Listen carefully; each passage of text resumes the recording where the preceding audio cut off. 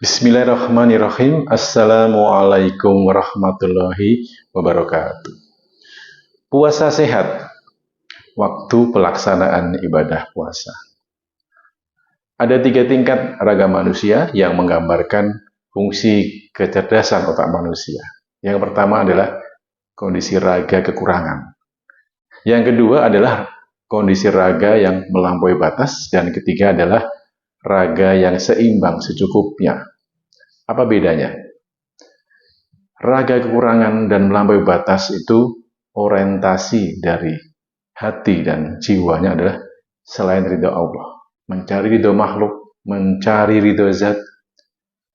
Dan berbeda dengan raga seimbang dan secukupnya, yang mencari orientasinya adalah ridho Allah. Orientasi ridho Allah adalah berdasar dengan iman dan takwa. Sedang orientasi selain Allah itu dasarnya adalah hawa nafsu dan setan, pengaruh setan.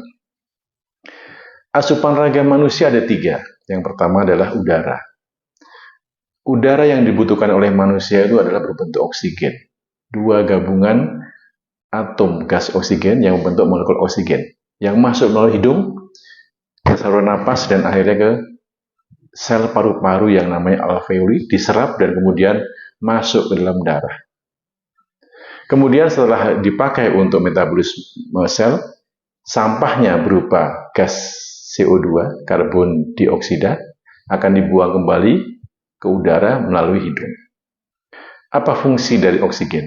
Oksigen fungsinya adalah zat pembakar untuk energi sel.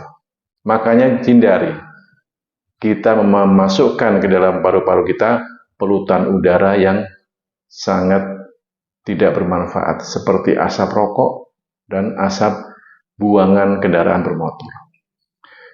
Asupan raga kedua adalah air. Rumus kimianya adalah H2O. Terdiri dari 3 atom gas, 2 atom hidrogen dan 1 atom oksigen. Berbentuk cair dan masuk melalui mulut, kemudian ke usus halus diserap dalam darah, dan akhirnya masuk ke dalam sistem saluran kemih dan ginjal untuk disaring dan dibuang sampahnya dalam bentuk air kemih atau urin. Apa fungsi air tadi? Fungsinya adalah sebagai zat pelarut sampah. Saya bisa bilang dengan kata lain adalah sebagai tempat sampah darah. Asupan raga yang ketiga adalah makanan yang masuk lewat mulut, kemudian ke saluran pencernaan, kerongkongan, lambung, usus halus, dan masuk ke dalam darah. Akan diambil nutrisinya dan dibuang sampahnya dalam berbentuk kotoran atau feses. Ada 2 macam makanan yang bisa kita pilih. Pertama adalah kelompok makanan alami yang disebut real food. Makanan alami seperti buah dan sayur itu sampahnya adalah serat. Serat ini dapat saya analogikan sebagai tukang sampah darah. Jadi dia fungsinya untuk membersihkan sampah-sampah dalam pembuluh darah dan dalam sel. Ada 2 kelompok. Kelompok yang kedua berarti yang dinamakan sebagai makanan sampah, junk food. Ini adalah produsen sampah darah. Ada 4 sumber. Pertama adalah dari makanan karbohidrat yang akan membuat sampah berupa gula darah. Yang kedua, makanan lemak. Lemak atau santan akan membuat kolesterol darah. Yang ketiga, makanan jenis protein akan membuat sampah berupa asam urat darah, dan makanan dari hasil gorengan atau minyak akan membuat sampah yang namanya trigliserid darah. Pencernaan pun mempunyai siklus selama 24 jam. Ada 3 siklus. Siklus pembuangan pagi hari, siklus pencernaan siang hari, dan siklus penyerapan pada malam hari. Dari jam 4 pagi sampai jam 12, tubuh berfokus untuk membuang sampah.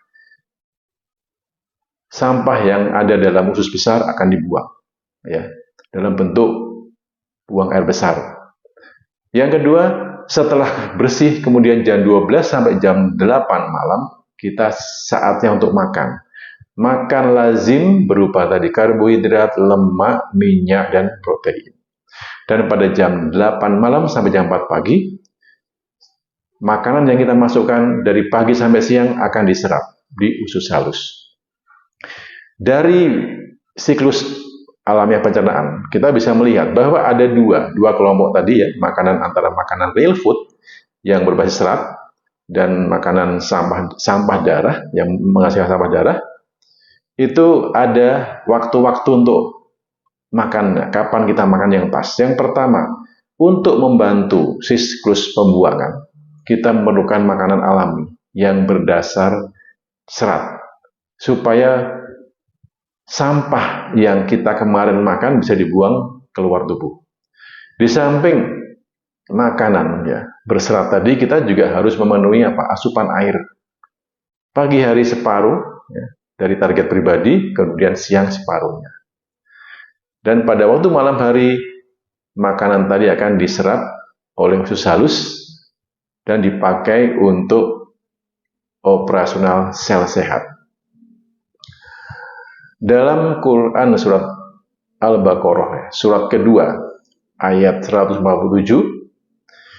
ini berhubungan dengan waktu pelaksanaan ibadah puasa.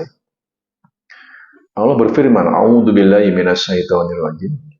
Wa kullu wasrobu hatta yatabayyana lakumul khaytul abyadu minal khaytil aswadi minal fajri. Thumma atimmus siyama illal lail.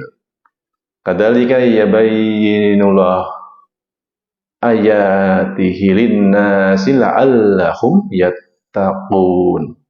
Artinya, makan dan minumlah hingga terang bagimu perbedaan antara benang putih dan benang hitam, yaitu fajar. Ya. Kemudian sempurnakanlah puasa itu sampai datangnya malam, waktu maghrib. Demikianlah Allah menerangkan ayat-ayatnya kepada manusia supaya mereka bertakwa. Dalam Quran surat Al-Maidah, surat kelima, ayat 104, Allah berfirman, wa idza qila lahum ta'allau illa ma anzalallahu wa illa rasuli qalu hasbuna ma wajadna 'alaihi aba'ana. Yang artinya, apabila dikatakan kepada mereka, ayo marilah mengikuti apa yang diturunkan Allah dan mengikuti Rasulullah. Apa jawabnya? Cukuplah untuk kami apa yang kami dapati dari bapak-bapak kami mengerjakannya. Jadi mengikuti kebiasaannya. Awalau kana aba'uhum la ya'lamuna say'an wa la yahtadun. Apakah mereka tetap mengikuti bapak-bapak mereka, nenek moyang mereka, walaupun nenek moyang mereka itu tidak mengetahui apa-apa dan tidak pula mendapat petunjuk. Dan jangan sampai nanti Quran surat Al-Ahzab ya, surat 33 dan ayat 66 ini kita alami ya. Allah berfirman, A'udzubillahi minasyaitonirrajim. Yauma taqullu wujuhuhum finnari yaquluna. Pada hari ketika muka mereka dibolak-balikan dalam neraka, mereka berkata, ya laitana ata'na Allah wa ata'na Rasulah. Alangkah baiknya andai kata waktu kami di dunia dahulu kami taat kepada Allah dan taat kepada Rasulullah. Dari kajian saya kali ini, kita dapat simpulkan, pertama, ada 3 tingkatan raga. Raga kekurangan, raga melampaui batas, dan raga seimbang secukupnya. Yang kedua, asupan udara sehat adalah oksigen. Asupan air sehat adalah air putih. Dan asupan makanan sehat adalah buah segar. Yang ketiga, ada 3 siklus pencernaan. Siklus pembuangan di pagi hari, siklus pencernaan siang hari, dan siklus penyerapan di malam hari. Saat siklus pencernaan siang hari, saatnya kita makan lazim. ya, karbohidrat, lemak, minyak, protein. Sedang pada saat siklus pembuangan pagi hari dan malam hari penyerapan, itulah saatnya makan buah. Waktu pelaksanaan ibadah puasa sejak fajar pagi hari sampai maghrib sore hari, dan menolak mengikuti Allah dan Rasulullah akan menyesal di akhirat kelak. Demikian dari saya, semoga bermanfaat. Salam sehat holistik. Wassalamualaikum warahmatullahi wabarakatuh.